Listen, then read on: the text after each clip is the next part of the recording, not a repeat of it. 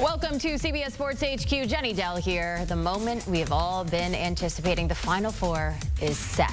Houston and Auburn punching the final 2 tickets to San Antonio. They will be joining Duke and Florida as the 4-1 seeds. They are the ones that are going to be in the Final Four. The first time we got all the 1 seeds since 2008. So you're going to find all the action on CBS leading up with an all-SEC affair. Florida and Auburn, that's at 6:09 Eastern on Saturday, followed by Duke and Houston. But how did these teams get there? Let's rip through it all. So we're going to start first with the Auburn Tigers beating Michigan State 70-63, despite losing their star in Janai Broome for a portion of the game to an elbow injury. After the game, Broome said, "It is a scary moment. I went down, but my team, they had my back." And with the win, the Tigers back in the Final Four for just the second time in program history. So Duke is our next team up. They were going up against Alabama. It was inevitable that the Crimson Tide wouldn't carry its shooting display, the one that they had from Thursday's Sweet 16, 25 three-pointers. They did not in this game. Top-seeded Blue Devils took the next step in their season-long quest, knocking off that number 2 seed in Alabama 85-65, advancing to the Final Four. We're going to move on now. The Cougars, they stifled Tennessee 69-50 to reach the Final Four for the first time since 2021. Houston was dominant on defense against the Vols, refusing to allow them to get close to the basket for the first half. Now the Cougs, their stout defense and timely three-point shooting was the key to victory on Sunday. And last but not least, when it comes to the Gators, Florida, they were on the brink of elimination. It was Walter Clayton Jr. scoring 13 of his game-high 30 points in the final 5 minutes and 24 seconds of the game. That risked a 10-point deficit to Texas Tech to send the Gators to their first Final Four since 2014. The final score of that one, 84-79. So what did Coach Todd Golden have to say after the win? Let's take a listen. Hey, we look for 3 things when we recruit Gators. We want great attitudes, great work ethics, most importantly, guys that want to wear Florida on that chest. I don't care that these guys wear red tie. They're badass players, man. They go into the Final Four now. Well, I'm fired up. It's time for Signed, Sealed, Delivered, presented by FedEx. FedEx, 1 rate, 2-day shipping, 1 flat rate. Mike O'Donnell joining us now here as these teams signed, sealed, delivered. They're going to the Final Four. We have to talk about the Florida Gators and all of these 1 seeds. And I want to, before we dive into that, we've got 4 1 seeds. When it comes down to this event all being chalk rather than the upsets that we're used to that makes March Madness famous, what's your take on these top programs making it to the Final Four?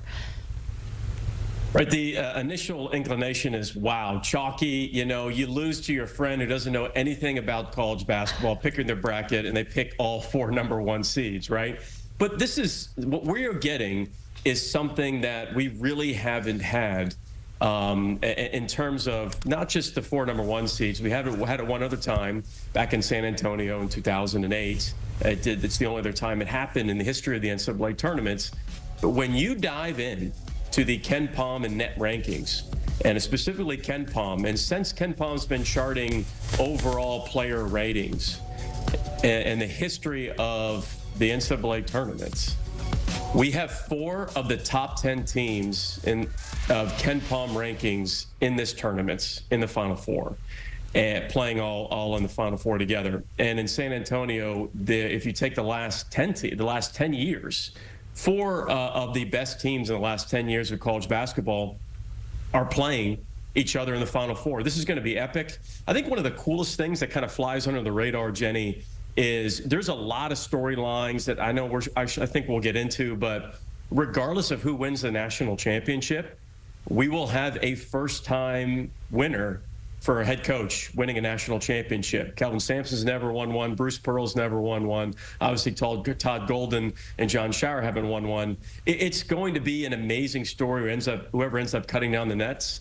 But even though they're 4 number 1 seeds, and even though those college basketball sickos out there might be a little frustrated, might be a little disappointed with the lack of Cinderellas, we are legitimately getting the 4 best teams in college basketball battling out for the national championship.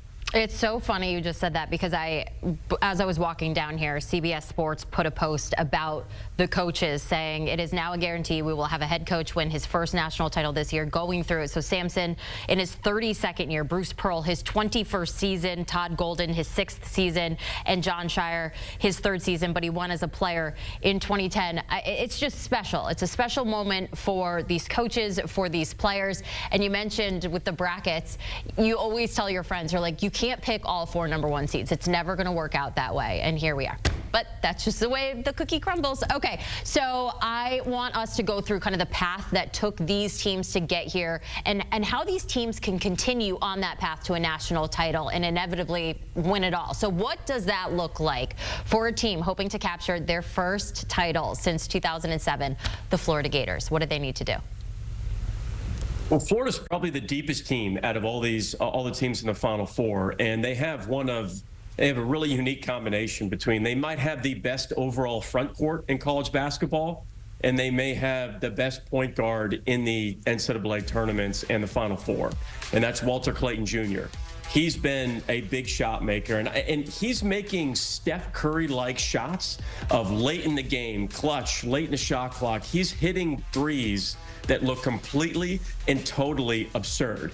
But here's the thing you have to understand about Florida, and as they face Auburn, and as much as Walter Clayton Jr. is so important, Florida's front court is big, they're deep, they're athletic, and they're highly skilled. In their last game versus Auburn in the regular season, when they won, they completely dominated Auburn's front court, which is virtually impossible to do of how good Auburn's front court is, but the Gators did it. They were in total command of that game, and Condon and Houck combined for 33 points and 19 rebounds in that win against Auburn, against an elite Auburn front court. Florida needs to, one thing I will say, though, if you go back and look at the last 2 games in the NCAA tournament for Florida, they've kind of had to battle back a little bit. There's been some uncertainty there, and if it wasn't for the heroics of Walter Clayton Jr., we wouldn't be talking about the Florida Gators right now. They deserve to be here, no question about it, but they cannot, absolutely cannot afford to get off to a slow start against Auburn. A lot of Gator fans around here with us being in Florida for HQ, and a lot of text chains going around that they were sick watching that game, but happy with the outcome. Okay, so as you mentioned, they're going to take on Auburn Saturday evening. How does the #1 overall seed, the Auburn Tigers, get it done? Well, this is going to sound really boring initially, but Johni Broome has to be as healthy as he possibly can be. And that's not just saying, hey, you got to have your best player healthy. You know, he's the National Player of the Year. He's been the best player on the best team in the country.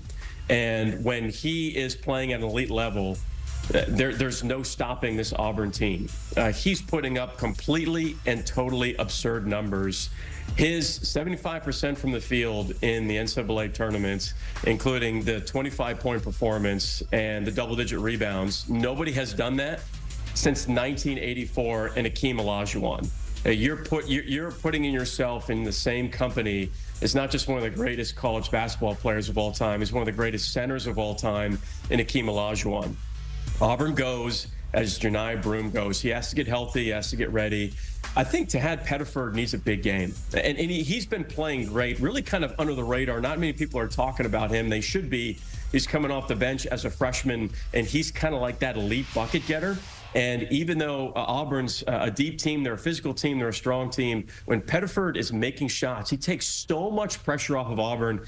And Jenny, not to get too in the weeds, but when you watch Auburn play and when you're scouting Auburn, they run this old school flex offense that nobody runs it. They're the only team in college basketball that runs the flex offense, what they used to run in the 1980s, but they put a modern twist on it. When Pettiford comes in the game, he changes the spacing and really opens things up. So Broome, Pettiford, if big games for them, they should be fine. It should be an absolute battle. And the SEC, is guaranteed to have a team playing in the national title game. It's been the best conference of college basketball we have ever seen in the history of college basketball. We love when you get in the weeds. Don't ever stray from that. You mentioned Pettiford there. Weeds. He's the first player all time with 10-plus points, 3-plus assists off the bench in 4 straight NCAA tournament games. I mean, as you mentioned, making a name for himself. That game tipping off 6:09, not 7:09 on Saturday. Don't miss it. Following that matchup, we have Duke facing Houston. We talk about the Stars, just talking about Broome.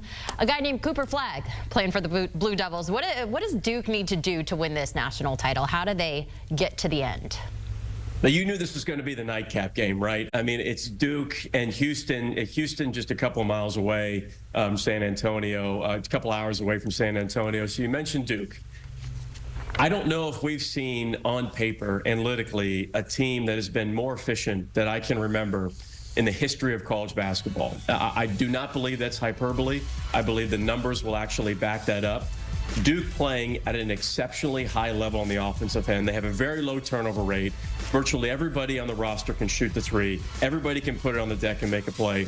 Malawatch is a danger for a triple-double in terms of actually assists, the way that he's passing now. His presence in the paint, and then at the top of the key, orchestrating the offense has been elite. Con Knippel is one of the best players in the country playing off of 2 feet. Cooper Flagg is going to be up for National Player of the Year. He should win Freshman Player of the Year. He'll be the #1 pick in the draft. We haven't seen a freshman put up the kind of numbers that Cooper Flagg has, and I do not mind saying this at all. I know that our producer at CBS for this segment loves when I hot take. I don't like hot taking.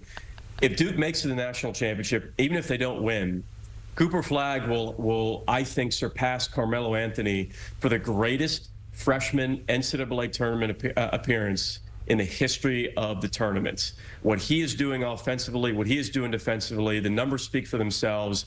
He is a total and complete proper hooper in every sense of the phrase. And I think if he wins it, everybody's going to talk about it. But even if Duke doesn't win the national championship, I think he surpassed Carmelo Anthony for greatest freshman performance in the history of the tournament. Man, you are barking up the wrong tree. Producer Jack in my ear saying, tell him to stop right now. Carmelo is the GOAT. Favorite player all time. You are wrong. So, we'll see. Well, Jack's always yelling at me in some capacity, so I'm not worried. Don't we just love Jack? Okay, so we talk about that Duke team going up against the Cougars. As you mentioned, not really a home game, but like more of a home game for this team. They're looking for their first national championship in program history. How can they get it done? They're going to do it the way they've always done it, under the Kelvin Sampson banner.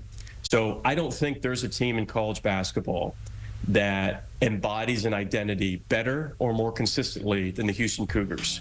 That identity is built off of defense, it's built off of toughness, and it's built off of rebounding. They will impose their will defensively and physically more so than any other team that I've ever seen in college basketball. Kelvin Sampson has the most wins in the NCAA tournament in the last 10 years. And you can go through everything that Kelvin Sampson has done, Elite Eights, Final Fours, Sweet 16s. Before Kelvin Sampson got there, the Houston Cougars only had 4 NCAA tournament appearances, 4 total. And now they're in double-digit wins, and they're essentially in the Sweet 16 every single season. They do it on the defensive end. This will be unequivocally the most difficult defense that Duke will play all season long. This is a rematch from the Sweet 16 of last season, where Houston could have won that game if it wasn't for Jamal Shead getting hurt. Duke ended up winning the game, deserved to win the game. But the difference with this Houston team than last year's Houston team, I think they're even better defensively, but they've been the best three-point shooting team in the country all season long. Statistically, you can look it up. So you have Kelvin Sampson's best three-point shooting team, you have arguably Kelvin Sampson's best defensive team, and you have one of his best rebounding teams. This is a major issue for Duke, and I believe Houston is good enough defensively to slow down the most elite offense we have ever seen in the modern era of college basketball. That last matchup in the Sweet 16 last year, Duke defeating Houston 54-51. We'll see what the outcome is this year. Mike O'Donnell, it is always a pleasure to chat with you. Well, the madness is here. It's been here. Don't miss a moment of the action on CBS and more. You can download the March Madness Live app. You can watch every single game anywhere, anytime. Check it out.